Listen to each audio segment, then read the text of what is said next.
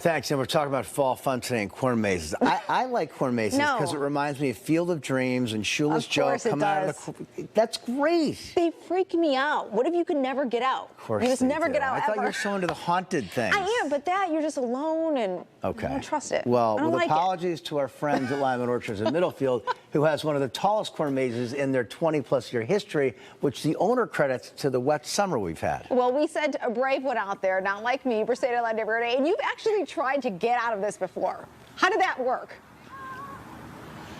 Yeah, Amber and Kevin, so I actually tried to get through this corn maze last year. Now, I gave it my all, I gave it my best, but to my surprise, I was not able to find this exit right behind me. And look at these cute kids, they're coming out right now.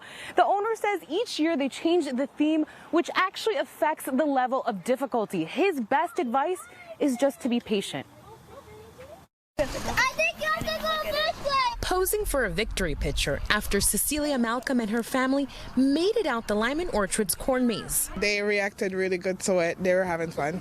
And it was nice because they got to read the map and follow the map. How does it feel that you made it back? Happy. Lyman Orchards has been in Middlefield since 1714. In 2000, the family started a corn maze, which is open during the fall season. It's a great feeling. It's certainly feel a responsibility to carry on the tradition. There is a new theme every September. This year, the design pays tribute to the wonderful Wizard of Oz novel. It is a very challenging maze because the center part, which gets really difficult, is really the line itself with the mane and everything, and it just and Dorothy on the side, and it's pretty difficult. And if you get lost, there is a corn cop just around the corner who can help. We'll make sure they find their way and don't get too frustrated. After a wet summer, eighth-generation owner John Lyman says the rain actually helped the cornfield grow tall. Because it was plenty of adequate moisture and it was warm. And so you look behind to see how tall the corn is. It's one of the tallest mazes we've had. He estimates the maze to be somewhere between 12 to 14 feet high, which is a sight for visitors.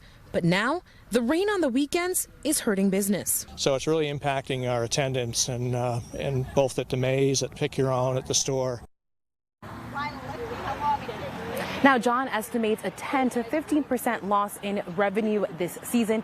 He is asking people to please come out during the week when typically we haven't been seeing that much rain and enjoy the corn maze. And Amber and Kevin, he estimates that it's about 20 to 40 minutes for people to make it from the entrance to the exit. And I'm embarrassed to say that I think I was in there for an hour last year. So there you have it. Maybe you have better luck than me.